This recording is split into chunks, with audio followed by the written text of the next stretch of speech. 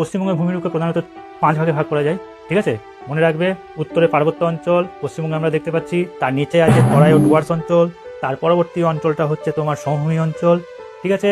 আর পশ্চিমবঙ্গের পশ্চিম দিকে আমরা দেখতে পাচ্ছি পশ্চিমের মালভূমি অঞ্চল, এবং একেবারে নিচের দিকে আমরা সমুদ্র উপকূলবর্তী অঞ্চল দেখতে পাচ্ছি। এসো এটাকে আমরা জেলাভিত্তিকভাবে বুঝে নিই।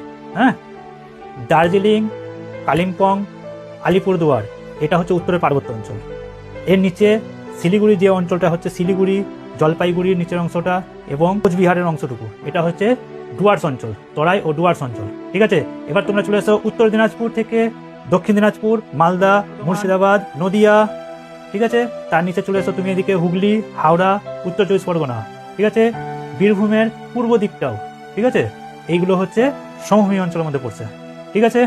এরপর তুমি চলে এসো পশ্চিমবঙ্গের পশ্চিম দিকে, যেটা মালভূমি অঞ্চল বললাম, অর্থাৎ পশ্চিম বর্ধমান, যেটা আসানসোল, রানীগঞ্জ এই এরিয়াটা, ঠিক আছে। তারপর তুমি চলে এসো বাঁকুড়া, পুরুলিয়া, ঝাড়গ্রাম, ঠিক আছে। এই সমস্ত অঞ্চলগুলো হচ্ছে পশ্চিমবঙ্গের পশ্চিমের মালভূমি অঞ্চল বলা হচ্ছে, ঠিক আছে।